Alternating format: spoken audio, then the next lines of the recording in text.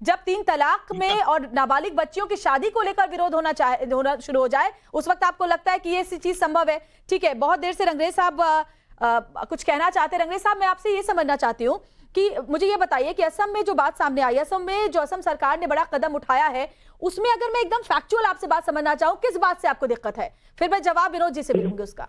देखिए श्वेता जी, अगर कोई ये बार बार कहते हैं कि हमारे देश में समान नागरिकता नहीं है, तो मैं पूछना चाहता हूँ, अगर विनोद बंसल कोई अपराध करते हैं और मैं अपराध करता हूँ, क्या मेरे को अलग सजा मिलती है, उनको अलग सजा मिल्ती है? पूछिए जरा। बिल्कुल नहीं मिलनी चाहिए। ठीक है, एक तो जो भ्रम फैला रखा है, अरे सर रुकिए, खामोश होइए सर, अभी आप खामोश होइए, पहले मेरी बात सुनिए, खामोश रहिए भाई। क्या हो गया आपको? क्या करता हूँ? क्या करता हूँ मैं? सुनने वालों की बात नहीं करता। मैं 5 शादी नहीं कर सकता। आप पांच शादियां करके 25 बच्चे पैदा कर सकते हैं। मुझे वो अधिकार नहीं है भाई। अगर मैं 5 शादी कर लेता हूँ तो मुझे जेल के बाहर नहीं पड़ेगी। और मैंने शादी कर लेते हैं तो उनको अलग सजा, आपको कोई सजा नहीं मिलेगी। कैसी बात कर रहे हो यार? अरे नेशनल टीवी चैनल पर आप जो है झूठ मत परोसिए। अरे हम माननीय सर्वोच्च न्यायालय ने खुद कहा है कि इस शरीयत के कानून के कारण देश के।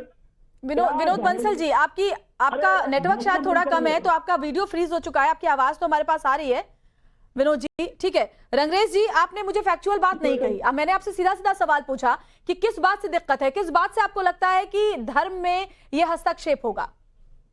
देखिए श्वेता जी, हमें धार्मिक आजादी मिली हुई है, आर्टिकल 25, 26, धार्मिक आजादी तो हमारा संविधान देता ही है। वो आपके उसमें खलल कहाँ पड़ रही है? किस बात से खलल पड़ रही है, वही तो समझाइए ना। मैं कह रहा हूँ ना, ये सरकार जहाँ जहाँ भाजपा की सरकार है, आप देखिए, बुलडोजर का न्याय हो, एनकाउंटर का न्याय हो, आपके लोगों को जो फर्जी केसों में लगा के जेलों में डालने का न्याय हो, और ये सरकार, पूरी सरकार मुसलमानों से खुलेआम दुश्मनी का ऐलान कर चुकी है। कैसी बातें आप कर रहे हैं? देखिए, बिल्कुल नहीं, ये भ्रम फैलाने की कोशिश नहीं करें, ऐसा बिल्कुल भी नहीं। ऐसा होता तो 3 तलाक नहीं आता, ऐसा होता तो वक्फ बोर्ड में संशोधन की बात नहीं होती, ऐसा होता तो नाबालिग बच्चियों के लिए असम में कानून नहीं आता। ठीक है, प्रमोद स्वामी जी कुछ कहना चाहते हैं। प्रमोद जी बोले। प्रमोद जी जवाब देंगे। कि आसाम जो मुस्लिम विवाह और तलाक पंजीकरण अधिनियम 1935, इसको रद्द करके Assam compulsory registration of Muslim marriage and divorce bill 2024 introduce किया गया है। इसके तहत जो काजी व्यवस्था थी, पहले क्या करते थे, 90 काजी थे जो सरकारी जो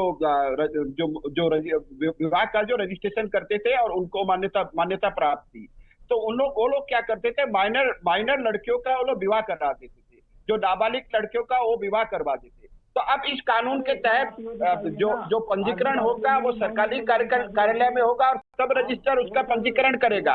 और ये जम्मू कश्मीर में भी सरकारी कार्यालय में होता है और ये केरल में भी सरकारी कार्यालय में होता है। तो सरकारी कार्यालय में आपको दिक्कत क्या है? दिक्कत किस बात की? यही मेरा भी सवाल है कि सरकारी कार्यालय में रजिस्ट्रेशन करवाने से दिक्कत क्यों है? फाजिल अहमद बताइए जरा।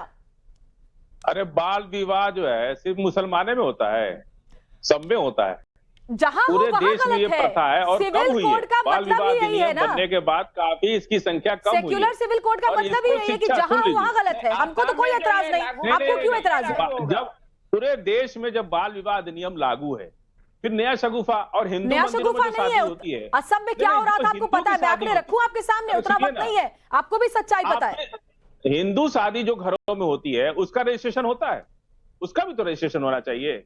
कहा, सुनिए मेरी बात, नाबालिग की शादी हर धर्म में, हिंदू धर्म में भी मना है, जहां भी नाबालिगों की शादी होती है वहां कार्रवाई होती है। आपको इससे एतराज क्यों है? नाबालिग शादी करता है, आईपीसी सीआरपीसी लागू होती है कि नहीं होती? उस पर बाल विवाह अधिनियम लागू होता है कि नहीं होता? तो रजिस्ट्रेशन करवाने में दिक्कत क्या? आपसे सवाल ये फाजिल साहब, फिर रजिस्ट्रेशन करवाने में दिक्कत क्या है? शादी नहीं, तो हिंदू लड़कियों की शादी का रजिस्ट्रेशन कराने में क्या दिक्कत? ज्यादा हो जाए, बिल्कुल कम हो जाए, तो हिंदू लड़की का जो घरों में शादियां होती हैं, ठीक है, संतोष जी जवाब दे रहे हैं। संतोष बताएं, उनका रजिस्ट्रेशन करने में क्या दिक्कत? बिल्कुल दिक्कत नहीं है, इसीलिए तो सेक्युलर सिविल कोड है कि सबके लिए एक समान हो।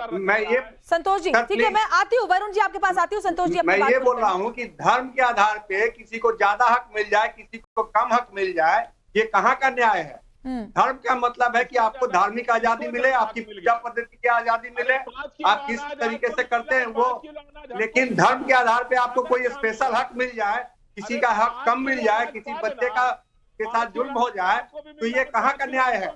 और दूसरा बात, मैं आप लोग से हाथ जोड़ के विनती करता हूँ कि धर्म की लड़ाई लड़ने वाले इस देश के दुश्मन हैं, चाहे हिंदू धर्म के ठेकेदार हो या मुस्लिम धर्म के ठेकेदार हो। मिल रहा है ये देश है और एक कानून होना चाहिए। ये बहुत देर हो गया है और बहुत जल्द ये आना चाहिए और इस पे डिबेट का जरूरत नहीं है।